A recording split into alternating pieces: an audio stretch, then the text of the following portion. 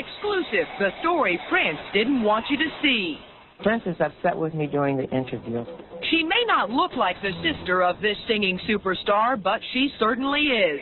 And she probably knows more about Prince than anyone. He put aluminum up against all the walls and the windows because he likes everything very, very dark. That's probably the reason why he is called the Prince of Darkness. Sister Sharon tells of Prince's secret other life as plain old Rogers Nelson. The influence of him watching the burlesque shows is shown when you look at his costumes and how he has the females dressed. And there's more, including the truth about the beautiful loves in his life: Apollonia, Sheena Easton, Vanity, and Kim Basinger. He had some feeling, deep feeling for them. And look who else is talking. He said like me. He knows this because I can hear it. Yes, meet Prince's dad, the secret genius behind some of those big hits. I just want to see you laughing in the purple rain.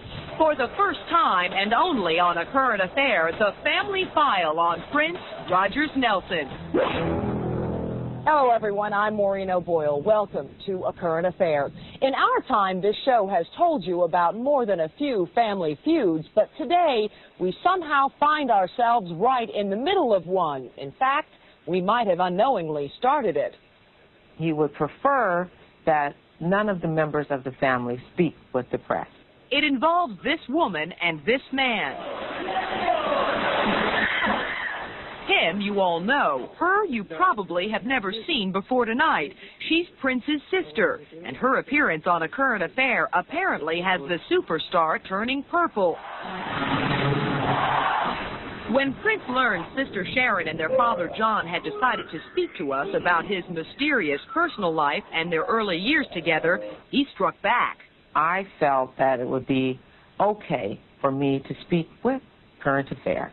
He hasn't spoken to Sharon since the interview, and he sure won't speak to us either. In fact, he personally refused permission for A Current Affair to use any of his music videos or feature movies. Meanwhile, Sharon's sudden exposure has turned her into a celebrity herself. She was the guest of honor at a party at Club 53 in New York's Hilton Hotel last night. Prince was in town for the Grammys, but didn't go anywhere near his sister's bash.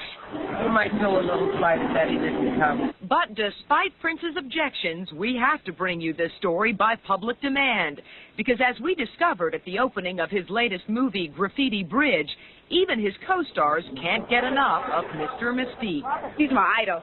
So this is like a dream come true for me. I have loved Prince since I was 13 years old, from sleeping outside for Prince concert tickets to making sure I have to have front row seats. So this is like bigger than life for me. And then there are the fans and friends who need to know. He's like our modern-day Mozart. He's cutting edge and a genius. So what is Prince so worried about? Well, you'll find out in a moment when we bring you the story he didn't want you to see.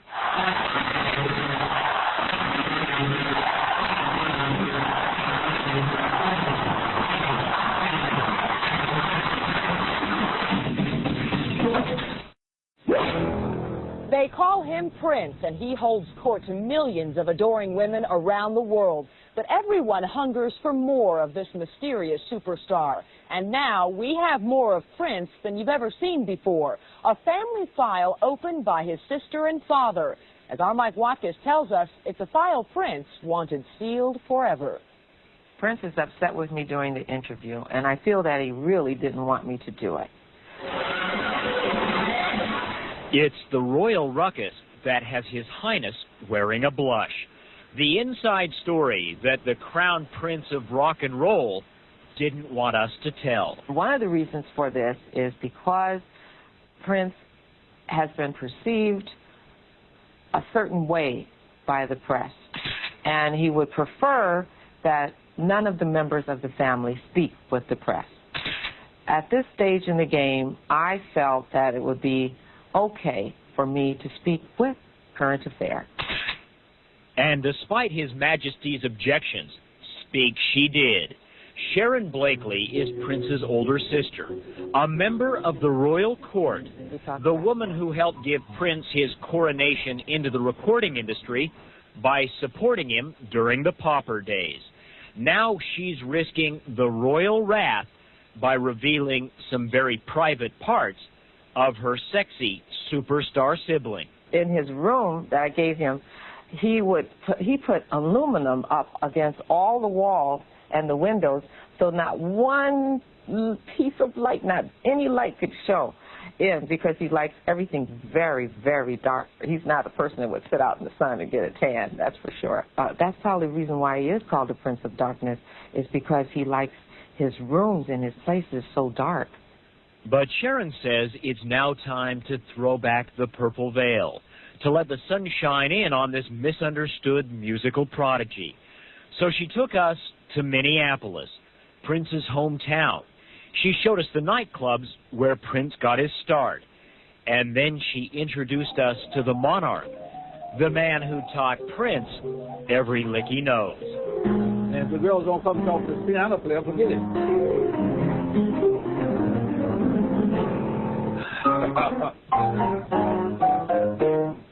But I named him Prince because I want him to do everything that I really intended to do. Has he done that? He's done all of it. Including appearing nude on an album cover? Yes. Do you want to do that, John? I don't think I'm pretty enough for that. John Melton is Prince's father, right down to his purple boots. He's also the man responsible for some of Prince's million-dollar melodies. His improvisational riffs have inspired such princely pearls as Scandalous, Computer Blues, and the classic crown jewel, Purple Rain. I don't want to cause you any trouble. I don't want to cause you no pain. I just want to see you laughing, laughing, Purple Rain. The connection between he and I is playing music. He thinks like me. And he proves it because I can hear it. How do you know? What do you mean you can hear it? All you got to do is listen to what he does.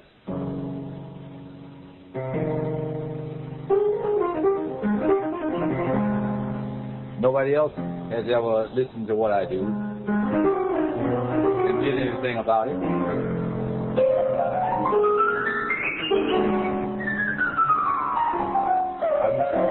I played in a lot of places and got run out of them. They chased me home.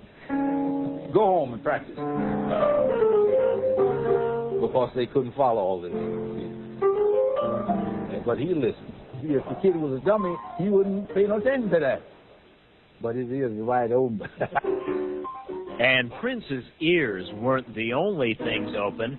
When, as a child, he'd sneak down to Minneapolis' strip joints to peek through the back doors and watch his father provide the musical accompaniment for the local dancers.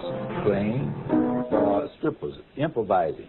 Your career as a musician, much of it was playing for strippers. Right. I mean, I played in little, trios for dances and things like that. But most of my music was playing for a stripper. And what does that require? What kind of music do you play for strippers? I'm in the mood. Ba ba ba boom. I'm in the mood for a stripper. You see, that's why don't get it wrong now. Don't get the strippers and me mixed up with corn. Ba ba ba boom. That's corn. I don't play that. You ever heard nothing that I play is corny. You see, because the stripper is not a cornball up there. She's taking off a lot of pretty clothes. Someone paid a lot of money for them. When my dad was playing in different clubs around Minneapolis, one of the owners would look around and tell him, they said, your son is out there. He's listening to you playing. And this was a strip joint. But somehow when my father would get up off the piano and go to look for him, he was gone. And according to his sister, the little Prince was influenced in a big way by what he'd seen. The influence of him watching the burlesque shows is shown when you go to his tours, or when he's on tour, and you look at his costumes and how he has the females dressed. And then remember the days when he used to wear those leg warmers? I think that came a little bit from watching the burlesque. Prince moves. He has that move like the burlesque people have. He's got a nice little body there. And as you see Prince's shows, you'll see the most beautiful girls you can ever see. What do you think? How do you think that experience influenced him? He was just glad. Of what? He couldn't wait. He said, I just can't wait till I can get up there and do what you're doing.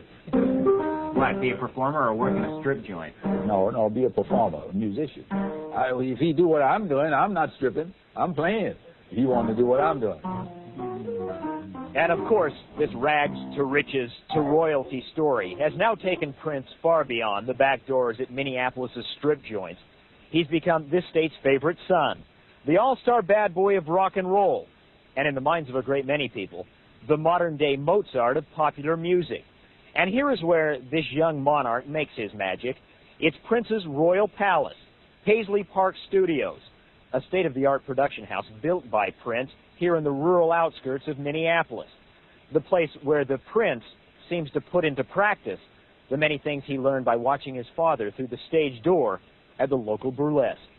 Tell me what a day would be like, a day that you and Prince would spend together. What would you do? Running around looking for pretty girls and candy and cookies. The insecurity I felt that Prince ever had was he couldn't figure out why he was short, and everybody else in the family was tall.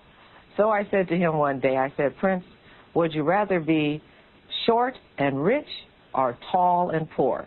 And that ended it right there. He's never had any problem anymore. And Prince's pint-sized stature doesn't seem to have caused him any problems with his plentiful princesses. During his rocket to stardom, he's been linked to some of the world's hottest female performers. Kim Basinger, Sheena Easton, Apollonia, Vanity, all have been Prince's pals. But I think he had some feeling, deep feeling for them. I don't know which one he liked more than the other. I can't say. How about with Kim Basinger? Was that professional or personal? Personal, then professional. I believe that's the way it went. How about with Sheena Easton? Was that professional or personal? Professional and then personal. I think he spent more time with Apollonia. They made a movie together. They were more into conversations and talking. Was it a real relationship, or just a business relationship? I think it was a bit of both. I asked him one day, are you ever going to get married? He said, I'm already married. I'm married to my music. And like many men in love, Prince's behavior at times can be erratic. Oh, he's spoiled now. Yeah. He spoiled himself.